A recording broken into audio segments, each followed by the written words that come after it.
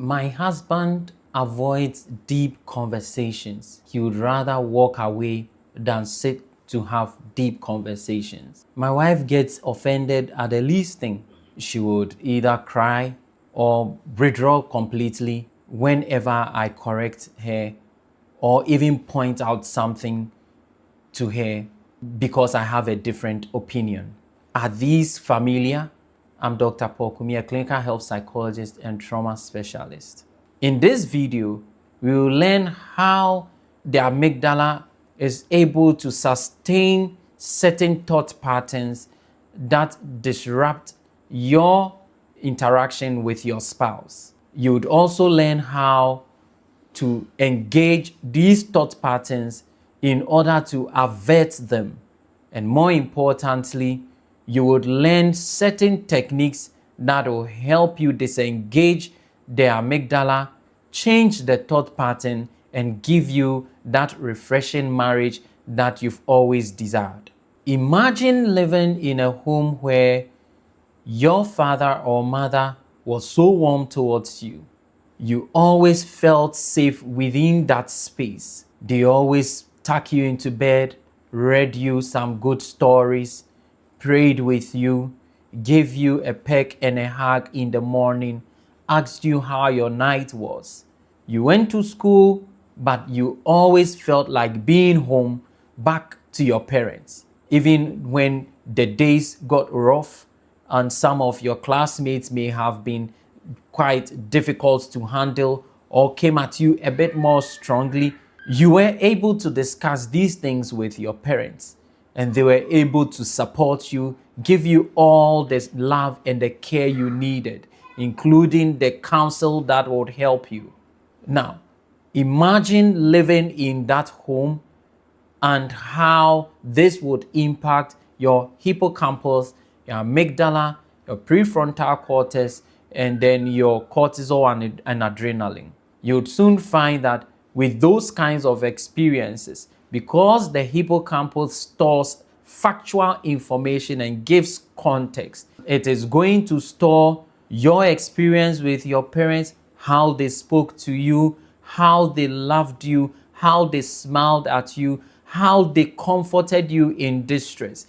And even when you did things that were not comfortable with your parents, and how they corrected you and still embraced you with love.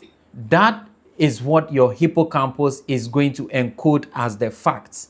So it's going to encode the tone of voice, it's going to encode the smile, it's going to encode the affirmations that you received.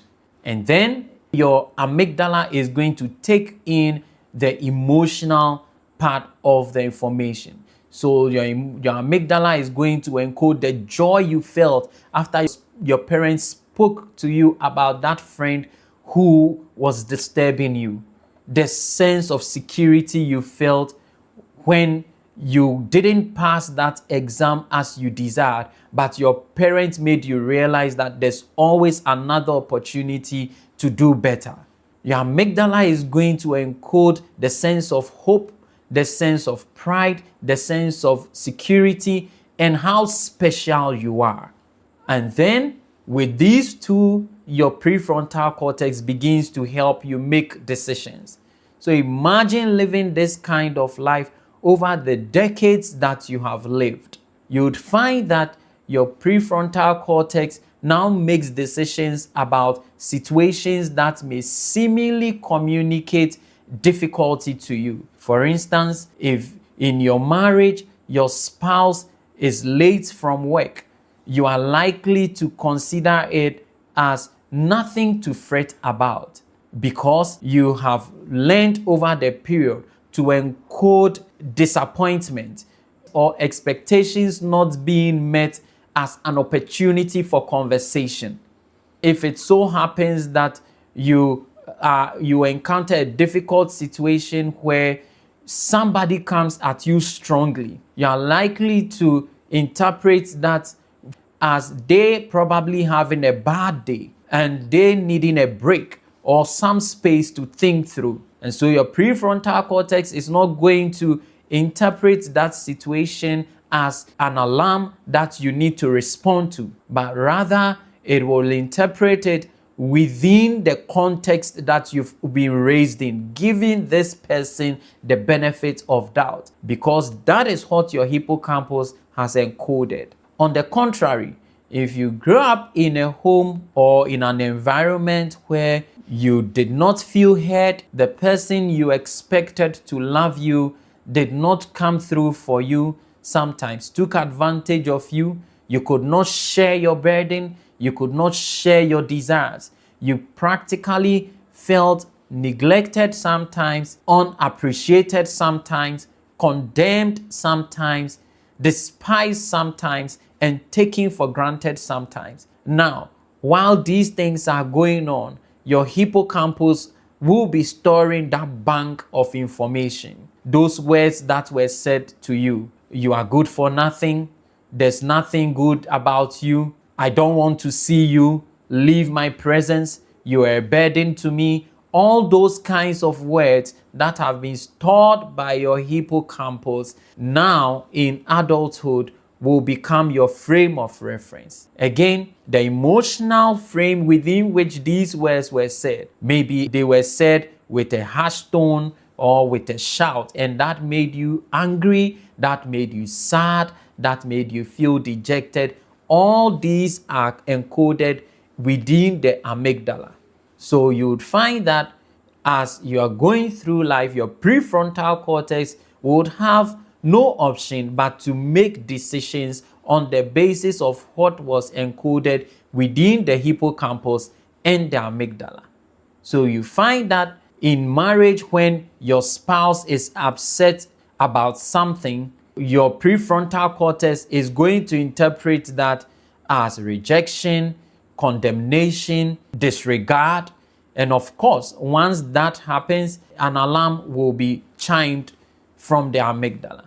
So the alarm goes off, and then you feel like you need to protect yourself. So if you grew up in such an environment, the possibility or desire to constantly protect yourself and keep your sanity becomes the norm. Your brain would have been primed to do that. Now, with this, you would find that most of your interpersonal decisions may be based on being defensive, being dismissive, withdrawing, avoiding, and feeling like you need to stand up for yourself. In other circumstances, you would find that you may become a bit manipulative just so that you can win people.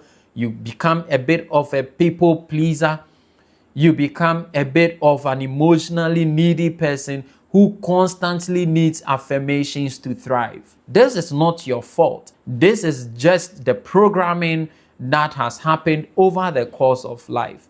And this is what sustains the thoughts that you may be having over the course of life, particularly in your marriage. So you would find that when your husband or your wife forgets that anniversary, your prefrontal cortex is going to interpret that as, I am always forgotten, I am never special, I don't matter to this person.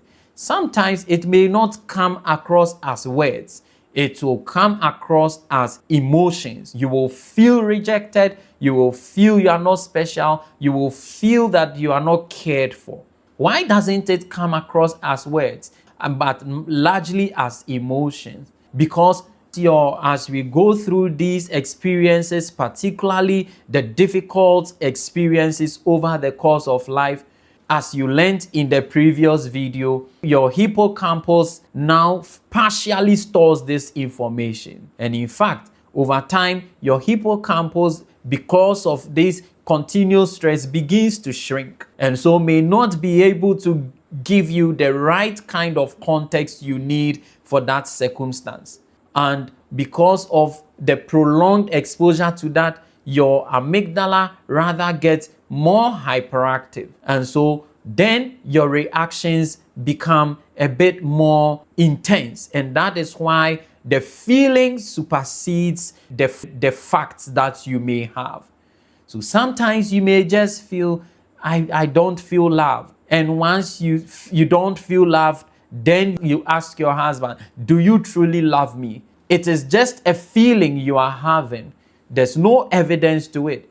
But sometimes the feeling can be so real that you want to be sure whether you are truly loved. And this could evolve into something very, very intense. On the other hand, sometimes you may feel that once there's a disagreement in the home, then the marriage will not work. That is what we call catastrophic thinking. And this is also because, on the most part, the amygdala would have stored these kinds of experiences as doom experiences. And once they are doomed, then there will be no good end to it. So this is how thoughts are formed. And some of these thoughts we will call overgeneralization. When you say things like, I am always rejected.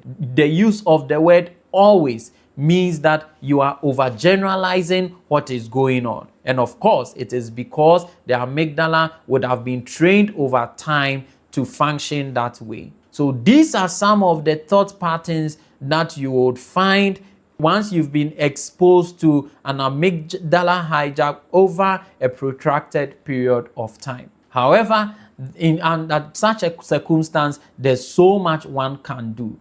Opacity, and I'm going to share with you 8 things to do that will help you overcome these thought patterns. And the first one is that recognize what you have experienced. It helps your prefrontal cortex to stay in tune and help your amygdala recognize that you are not oblivious of what has happened to you. And so whenever it sounds the alarm, you can say that there's no cause for alarm. Now, the second thing you would do is to be aware. Awareness helps you to remain grounded.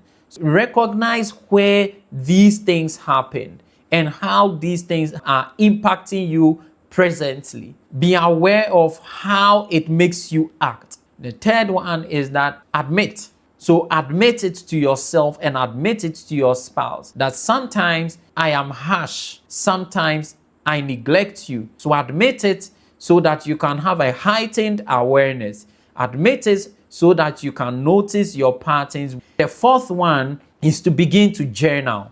Now, journaling is very important because it helps you keep track. By journaling these things, you are priming your amygdala to notice the pattern. So after a week or two, you notice a particular pattern. Now, the fifth thing you want to do is that celebrate those successes because something good is happening to your nervous system. Number 6 is to be patient and kind to yourself. This process will take a while. Be kind to yourself. Say that I'm getting there. Now that helps to keep the motivation going. The second one is that it helps to rewrite what has been programmed within your hippocampus and helps with future decision making. Now, number 7 is to reject condemnation. As you are going through this process, you would find that there will come that time where you feel something is changing. You are not as strong as you wish. You are not as combative as you wish. You are not as competitive as you wish. And that can sometimes feel unsettling because that is not what your nervous system has been exposed to. And sometimes you would wish to go back to how you used to be just so you can protect yourself or just so you can feel good, because sometimes as part of protection, you felt good. Don't fall for that trap. Work towards becoming more emotionally stable and emotionally agile. Don't fall for feeling that you are beginning to have a voice and that is too strong. It will really feel unsettling as you make progress, but rest assured you will get there. Number 8 is to get some coaching. Go to therapy and run the person through your progress. Sometimes the person will be able to help you find your balance. Now, with these 8 steps, over the years, you are likely to love yourself more. You are likely to find that you are a warm, stable, emotionally agile person. And this will go a long way to help your marriage, to help your health, and to even help you as an individual as you find balance. If you have any comments, share within the comment space.